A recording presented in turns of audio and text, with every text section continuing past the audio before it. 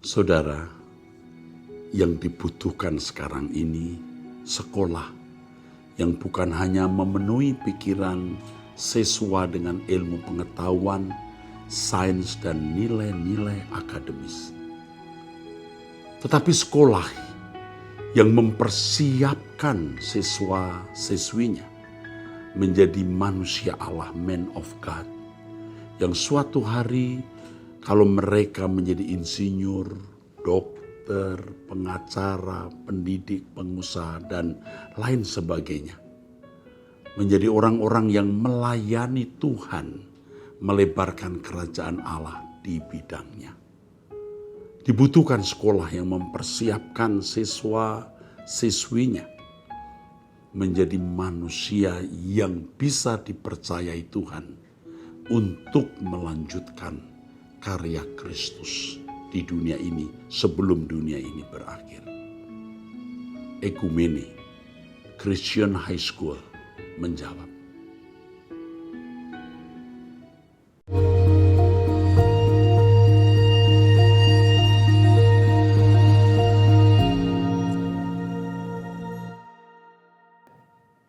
Shalom saudara, kita kembali mengikuti Abam episode 625. Ya, dari wanita usia 26 tahun belum menikah, pelayan Tuhan. Salam, bolehkah saya sedikit bercerita? Saat ini saya sedang berada di fase di mana setiap harinya, bahkan setiap detik, saya rasakan hanya ingin mati saja.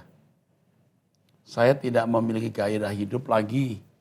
Tidak ada lagi yang ingin saya capai dalam hidup ini setelah ibu saya meninggal. Di luar saya terlihat baik-baik saja, ceria, bahkan saya adalah tipe orang yang humoris, yang selalu membawa tawa dalam circle saya. Saya juga termasuk tipe yang perhatian, membantu semaksimal mungkin ketika ada kawan yang kesusahan. Bahkan saya pernah memberikan laptop kepada teman supaya dia bisa tetap kuliah semasa corona, meminjami teman saya uang sekian belas juta untuk pengobatan ibunya tanpa berpikir panjang.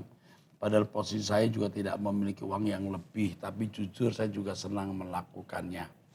Saya memiliki penghasilan yang lumayan dari bekerja dan berjualan. Jadi dalam keuangan saya tidak ada masalah pada saat ini. Namun suatu waktu saya terjerat hutang yang sangat banyak hingga membuat hidup saya hancur. Berawal dari saya dibujuk untuk membantu teman saya yang tidak cukup dekat sebenarnya.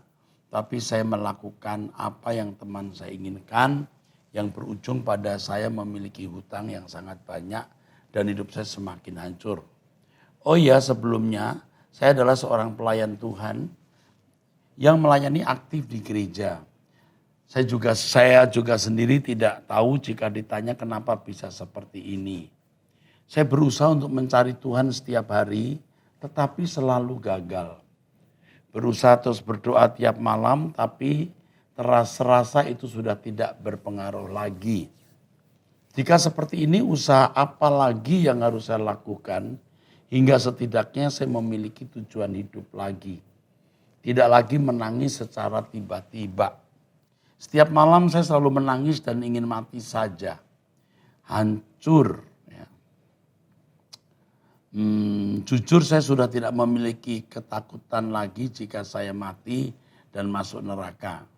Karena saya pikir itu lebih baik daripada saya hidup seperti ini, tidak ada tujuan. Terima kasih.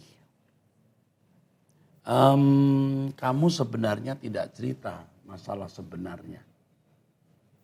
Apa yang kamu ceritakan ini hanya kulit luar dan masalah-masalah minor issue. Masalah mayor yang kamu miliki, masalah utama yang kamu sedang alami, tidak kamu tulis di sini. Kamu tipe wanita yang sedang kesepian, membutuhkan harga diri atau nilai diri yang bisa kamu peroleh dengan membantu orang. Tetapi malah sebaliknya kamu ditipu dan itu pasti membuat kamu kecewa. Kamu belum kokoh dalam memahami apa itu hidup, what life is, apa itu hidup. Dan kamu juga belum menemukan tujuan hidup. Syukur kamu tanya saya, Ya. Kalau kamu mati, kamu tidak akan mendapat tempat yang baik. Tidak ada orang model kamu yang ingin mati bukan karena siap masuk surga, tapi karena kesepian masuk surga. Kamu memberhalakan perasaanmu sendiri. Setiap malam saya selalu menangis katanya dan ingin mati saja. Kamu memberhalakan perasaanmu. Kamu tidak takut lagi jika mati dan masuk neraka. Kalimat ini kalimat kurang ajar. Kamu belum lihat neraka kan? Seperti ada anak-anak muda berkata, saya tidak takut ditangkap polisi masuk penjara. Begitu ditangkap polisi nangis-nangis dia. Dia belum pernah rasanya diborgol. Neraka lebih dahsyat dari itu, jadi jangan sombong. Sekarang yang kamu lakukan, ayo kembali kita mendengarkan firman di Truth ID, doa bersama. Tuhan sangat menyayangi kamu. Ya, masalahmu akan pasti selesai pada waktunya. Jadi sekarang kamu harus bisa melewati kondisi sukar seperti ini. Kalau kamu tidak bisa lihat 10 meter ke depan, mulailah lihat 1 meter di depan kamu. Ya, oke, itu saja. Kalau kamu masih ingin mau bertanya, kamu kirimkan pertanyaanmu. Dan jika kamu butuh seorang konselor, kamu akan dibimbing seorang konselor. Kami mengasihi Anda, we love you. Sayang kamu. Kau masih muda, ya. Kau masih muda. Kau masih punya masa depan, ya. Jangan terbelenggu oleh apa yang tidak perlu kamu terbelenggu. Biarlah kita terbelenggu oleh Tuhan dan menikmati damai sejahteranya. Tuhan sayang kamu. Oke, dari seorang yang tidak ada identitasnya. Selamat jika merujuk ke firman Tuhan Maleakhi 3 mengenai perpuluhan, di situ tertulis dibawa ke rumah Tuhan agar ada perbendaharaan. Saya nangkepnya saat sekarang kan gereja butuh biaya maintenance, gedung listrik dan biaya rumah tangga lainnya. Tapi seperti kita tahu sudah menjadi rahasia umum kalau gereja jadi tempat memperkaya diri bagi kepala gembalanya. Mohon maaf jika saya salah. Karena beberapa kali saya tahu dan mengalami, bahkan di saat nenek saya meninggal, saya memohon bantuan dari gereja di mana saya dan nenek saya beribadah setiap minggu dan hari lainnya banyak aturan dan alasan. Sehingga akhirnya jadi skeptis melihat gembala, gereja hidupnya mewah, glamor dan jemaatnya beberapa masih ada hidup kekurangan. Atas dasar ini walau 10% yang ingin saya kembalikan ke Tuhan, tapi terasa berat. Sedangkan ada di sekitar saya janda yang miskin yang lebih butuh. Bagaimana menurut Alkitab jika 10% kewajiban saya diserahkan ke janda tersebut? Toh gereja saya pun sudah berlimpah hartanya. Sebenarnya perpuluhan bukanlah untuk orang Kristen. Itu hanya untuk umat perjanjian lama bangsa Israel. Tetapi bagaimanapun sebagai jemaat harus mendukung operasional dari gereja. Seperti yang kamu singgung tadi. Untuk listrik, untuk berbagai kebutuhan lain. Adapun kalau pendeta yang kamu berbakti, glamor menurut kamu ya. Saya tidak tahu ukuran glamornya. Pertanyaan saya, dia itu pakai uang gereja atau uang pribadi? Karena tidak sedikit pendeta juga memiliki usaha atau punya penghasilan. Atau istrinya atau anaknya. Ya, jangan kita menuduh pendeta pakai uang jemaat padahal dia juga cari uang sendiri. 1, 2. Kalaupun benar begitu, mestinya yang disalahkan bukan gereja tapi individu. Ya. Jangan sampai kecewa malah tidak ke gereja. Kalau kamu merasa pendetamu tidak melakukan apa yang tepat, dengan kasih kau bisa ingatkan dia. Apakah lewat surat atau langsung ketemu. Dan kalau kamu merasa tidak diberkati di gereja itu, ya sudah, carilah gereja lain di mana kau merasa bisa digembalakan dan bertumbuh. Sebab kalau kau masih di gereja itu, kamu siak, kamu tambah kepahitan dan kamu tidak bertumbuh. Ya. Paling tidak kamu bisa ikut Truth ID, Ya, udah cukup itu. Tuhan berkati.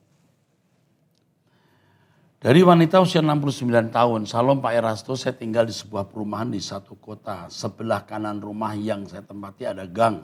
Dan sering orang-orang lewat dari gang itu. Memang di perumahan ini ada beberapa gang dibuat developernya. Dibuat developer perumahan ini. Saya tinggal di perumahan ini sudah 27 tahun. Rumah saya 2 lantai. Lantai 2 bagian belakang, sebelah gang itu tembok. Gang. Di sebelah gang itu temboknya hanya separuh karena di situ tempat nyuci dan jemur pakaian. Tadi pagi ada seorang ibu datang ke rumah saya. Katanya tadi malam anaknya disiram air dari atas rumah saya, dari lantai 2 itu. Yang tempat nyuci dan jemuran itu. Sewaktu anaknya bermain-main lari-lari di gang itu dengan teman-temannya. Kata ibu itu kepada saya. Padahal lantai 2 tempat nyuci itu tidak ada orang. Karena saya di rumah berdua dengan cucu saya, tidak ada orang lain. Saya dan cucu ini di lantai bawah. Pertanyaan saya, siapakah yang menyiram anak-anak itu, Pak Eras? Apakah ada roh jahat di rumah saya di lantai 2 tempat nyuci itu? Memang akhir-akhir ini lantai 2 jarang dihuni karena saya dilarang anak saya naik ke atas. Takut mereka saya jatuh tangga. Jatuh di tangga maksudnya. Hanya pembantu yang datang bersih-bersih. Tapi sorenya pembantu pulang ke rumahnya. Tapi saya tidak pernah mendengar suara apapun selama 27 tahun tinggal di perumahan ini. Dan tidak merasa ada apapun yang mengganggu saya. Karena saya fokus mengikuti khotbah-khotbah Pak Eras. Berdoa rutin seperti yang Pak Eras ajarkan. Jadi saya merasa nyaman dan damai di rumah. Tidak ada yang aneh sama sekali selama ini. Mohon pencerahannya Pak atas kasus di atas tadi. Oke, saya penasaran kok ada yang menyiram anak ibu itu katanya. Padahal tidak ada orang di atas. Oke, ibu sudah hampir 70 tahun ya. Oke, begini Bu. Yang pertama, apakah benar ibu itu anaknya disiram di situ atau di tempat lain? 1. 2. Apakah tidak mungkin pegawai atau pembantu ibu ya mengguyurkan air di lantai 2 sehingga kena orang ya? Tapi ini malam hari ya, malam hari masalahnya. Jadi apakah benar itu ibu itu cerita, apa tuh dia ngarang? 2, maaf, anak juga bisa ngarang-ngarang loh ya. Yang kedua, apakah tidak ada orang di atas pada waktu itu? Oke, malam. Yang ketiga, apakah mungkin kuasa gelap? Mungkin, kuasa gelap juga bisa lakukan hal itu. Tapi yang penting ya, ibu aman, ibu nyaman di rumah itu, ibu tidak mengalami sesuatu yang membahayakan, jalani saja. Yang penting ibu takut akan Allah, Tuhan pasti lindungi ibu. Ya, apalagi doa bersama setiap pagi, setan kepanasan. Ya. Oke. Dari wanita sudah menikah 6 tahun. Jadi kalau sudah menikah 6 tahun mungkin umurnya 30-an ya. Atau lebih sedikit. Salam, selamat malam Pak Eras. Saya mau bertanya mengenai pertanyaan yang sebenarnya sudah banyak orang tanyakan. Namun sedikit berbeda kisah saya. Yang ingin saya tanyakan adalah saya sudah menikah dengan suami selama 6 tahun. Saat kami menikah dia baru 1 tahun kehilangan adik perempuannya karena kecelakaan. 2 tahun sebelumnya adik laki-lakinya juga meninggal karena sakit. Saat kami menikah di tahun 2017, papa mertua saya juga dalam keadaan sakit stroke sehingga tidak bisa berjalan normal dan tidak bisa bicara. Singkat cerita saat itu karena kondisi orang tua yang sedang sakit, kami memutuskan untuk tinggal bersama orang tua untuk ikut membantu merawat papa mertua. Saat itu kami berdoa bahwa kiranya Tuhan berkenan menyembuhkan papa mertua. Tapi dalam perjalanan Tuhan berkata lain. Di tahun 2020 papa mertua meninggal. Setelah papa mertua meninggal mulai ada konflik dalam rumah tangga kami antara mama mertua dan saya. Ada saja hal-hal yang muncul. Saya sama sekali tidak pernah berniat untuk membalas ataupun bertengkar mulut secara langsung dengan mama mertua. Karena saya tahu bahwa beliau adalah orang tua saya. Saya sudah berbicara dengan suami mengenai keluar dari rumah mertua untuk tinggal sendiri. Karena kami sudah memiliki sebuah rumah. Ya, sudah membeli sebuah rumah sebelum papa mertua meninggal. Saat membeli rumah itu kami masih berharap papa mertua sembuh. Jadi kami bisa pindah ke sana suatu hari nanti. Tapi dalam perjalanan papa mertua meninggal. Pak Eras, ketika saya mengutarakan maksud kepada suami, saya masih bingung bagaimana caranya berbicara. Mamanya bagaimana berbicara dengan mamanya juga mengenai maksud itu. Dia punya perasaan takut mengecewakan atau membuat mamanya bersedih. Jadi suami wanita ini takut mamanya sedih. Mengingat umurnya sudah 60 tahun. Yang dipikirkan adalah apakah kami tidak bersalah meninggalkan mama seorang diri di usia seperti ini untuk menjalankan apa yang benar di mata Tuhan. Tapi jika terus bersama ada saja hal kesalahpahaman yang muncul antara mertua dan saya sebagai menantu. Suami menawarkan opsi untuk berdiskusi atau menanyakan pendapat mama mertua tentang keinginan kami keluar rumah. Menurut saya sebaiknya langsung saja mengutarakan niat ketika hendak pindah. Karena kalau diskusi kemungkinan mama tidak mau keluar. Padahal sebenarnya mungkin juga mama tidak mau kami tinggal satu rumah bersama. Karena pernah satu kali mama mengutarakan bahwa tidak boleh tinggal bersama. Masalah ini muncul karena kami tinggal satu atap. Pak Eras bantuannya untuk menjawab apa yang harus kami lakukan dan bagaimana kami memulai semua yang benar. Karena saya juga terus berdoa untuk kali ini, saya sama sekali tidak punya niat jahat terhadap mertua. Jangan sampai anak-anak saya tumbuh dengan kebimbangan soal pola asuh orang tua dan nenek yang berbeda. Yang saya pikirkan murni tentang keluarga Allah. Karena kami menikah, saya benar-benar bergumul agar kami bisa hidup di hadapan Tuhan dengan benar. Oke, yang pertama mama diajak bicara, Bapak mertua. Apakah senang kalian tinggal di rumah itu? Kalau mama berkata tidak senang, kamu sebaiknya mandiri, pergilah. Tetapi kalau mama bilang bahwa dia membutuhkan pendampingan kalian, kalian harus tetap tinggal di situ. Dan saya menasihati kamu sebagai menantu wanita untuk belajar melayani mertua. Di situ kamu akan bertumbuh dewasa. Ya, kalau orang Jawa bilang ya, mikul dur mendem jeru. Artinya, aduh memendam, mikulnya berat tapi memendam. Tapi itu membuat kamu akan dewasa. Itu akan membuat kamu menjadi anak Allah yang dewasa.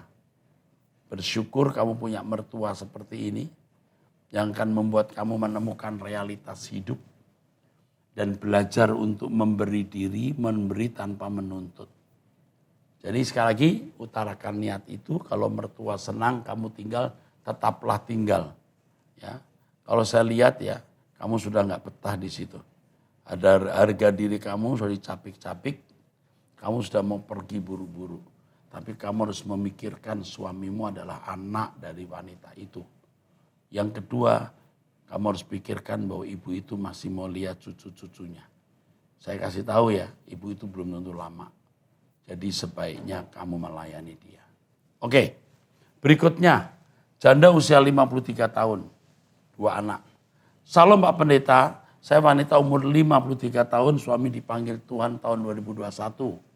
2 tahun yang lalu ya.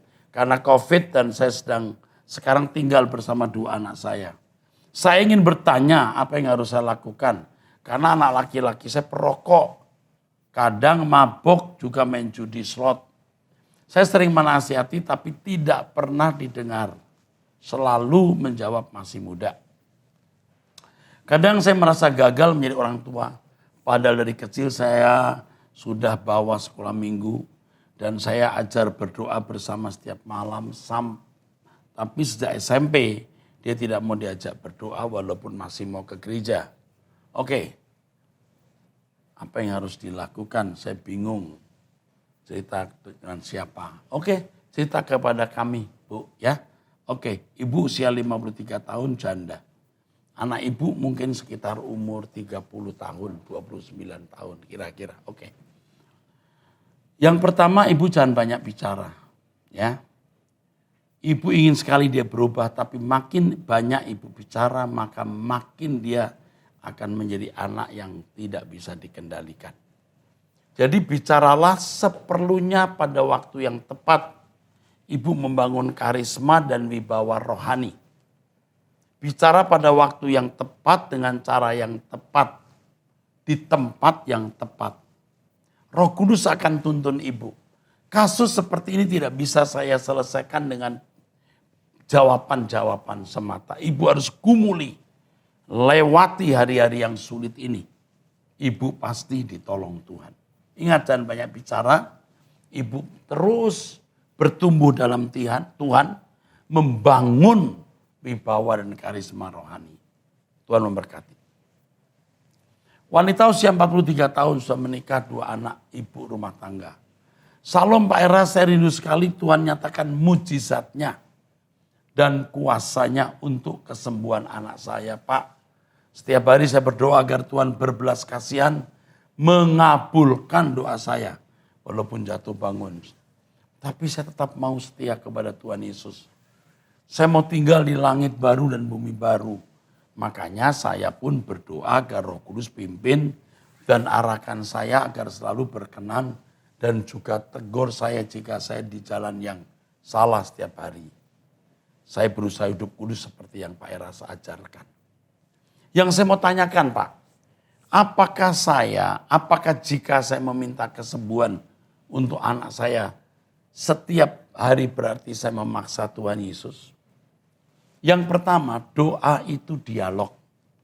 Doa bukan hanya percakapan, tapi dialog. Sebaiknya ibu dialog dengan Tuhan. Ibu akan tahu hari-hari apa, berdoa kapan, berapa kali, ya. Dan tetap percaya mujizat. Jangan berpikir dengan doa panjang, maka doa akan lebih dijawab. Belum tentu. Jadi yang penting terjadi dialog sampai ibu mengerti kehendak Tuhan. Jika berdoa minta kesembuhan, yang kedua setiap hari, berarti sama saja mengecilkan Tuhan. Bisa iya, bisa tidak. Bisa iya mengecilkan Tuhan, bisa. Seakan-akan Tuhan tidak peduli. Ya. Tapi juga bisa tidak, karena kita sadar kita tidak bisa menyelesaikan masalah yang kita hadapi dengan kekuatan kita sendiri, tapi dengan kekuatan Tuhan. Jadi tidak salah. Tidak mesti salah. 3, kalau harapan saya untuk kesembuhan anak saya sudah saya serahkan ke tangan Tuhan, saya tidak perlu meminta-minta kesembuhan di setiap doa saya. Ya, mestinya idealnya iya. Sudah serahkan masalah itu, jangan terus minta kesembuhan. Nanti ada waktunya Anda minta lagi. Ya, oke.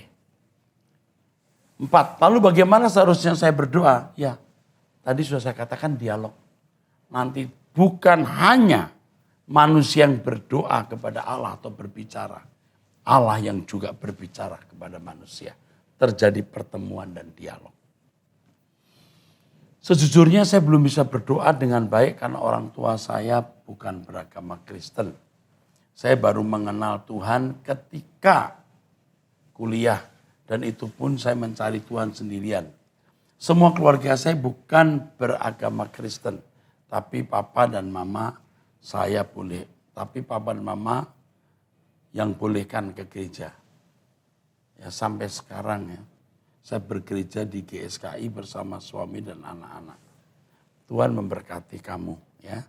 Masih usia lumayan muda ya. Oke, berikutnya wanita usia 47 tahun. Salam Bapak, izin bertanya. Saya baru jadi orang Kristen 8 tahun yang lalu. Sampai saat ini saya masih bingung dengan diri saya. Mengapa kalau berdoa kadang gak bisa langsung klik? pikiran masih mengambang sama Tuhan. Apa yang harus saya lakukan, Pak? Bagaimana supaya saya bisa baca Alkitab dengan rutin tapi tidak bosan? Sebab kalau urut itu membosankan. Makasih, mohon dikasih tahu.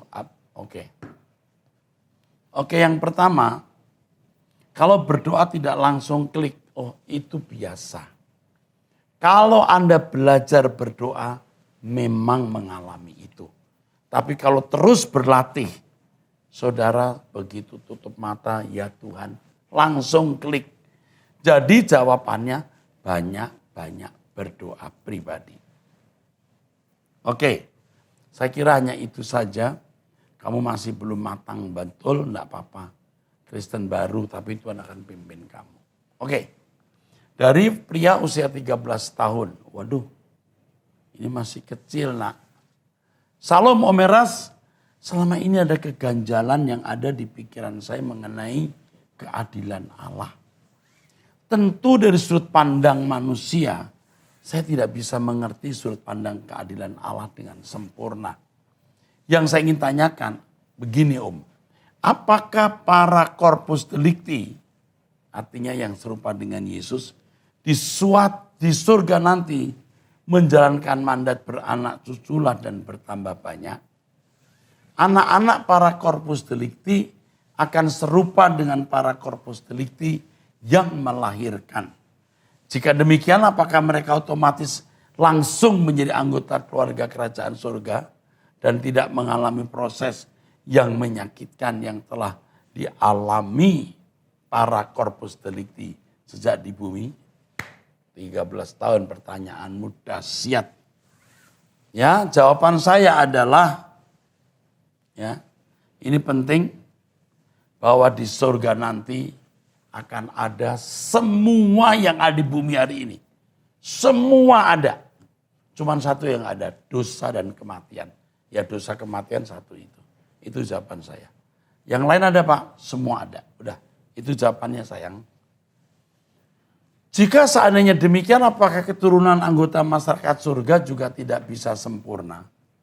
Kalau kamu mendengarkan seminar saya mengenai surga, yang judulnya Dinamika Kerajaan Surga nanti. Di surga ada pembinaan atau semacam sekolah. Ada pertumbuhan. Bayangkan itu ibu-ibu yang tinggal di ujung gunung. Tapi orang baik masuk kerajaan surga, dia harus belajar lagi. Ataukah ada pendidikan? Menurut saya ya. Makanya ada pemerintahan. Sehingga semua menjadi sempurna. Tapi yang sudah sempurna sejak di bumi akan dimuliakan bersama Kristus. Ataukah keturunan para corpus delicti yang dilahirkan di surga juga akan otomatis dimuliakan? Menurut saya tidak. Harus belajar terus. Sedangkan keturunan anggota masyarakat tidak dimuliakan. Terima kasih Om. Kamu pintar amat sih. Jason 13 tahun minta ampun ya. Pertanyaannya pusing Om ya. Udah dalam pertanyaannya. Lalu ini ada pertanyaan singkat banget nih. Terakhir ya. Halo, Salam mau tanya, minum alkohol boleh enggak? Seperti wine dan whisky. Jawabannya boleh kalau sedikit dan tidak boleh kalau jadi mabuk. Ukurannya ya masing-masing beda. Ada orang minum setengah cangkir udah mabuk. Ada orang minum 2 gelas besar belum mabuk. Pokoknya boleh asal tidak mabuk. Hanya untuk menghangatkan badan ya. Saya kalau di pesawat juga dikasih ini suka minum juga. Dikit. Tuhan berkati.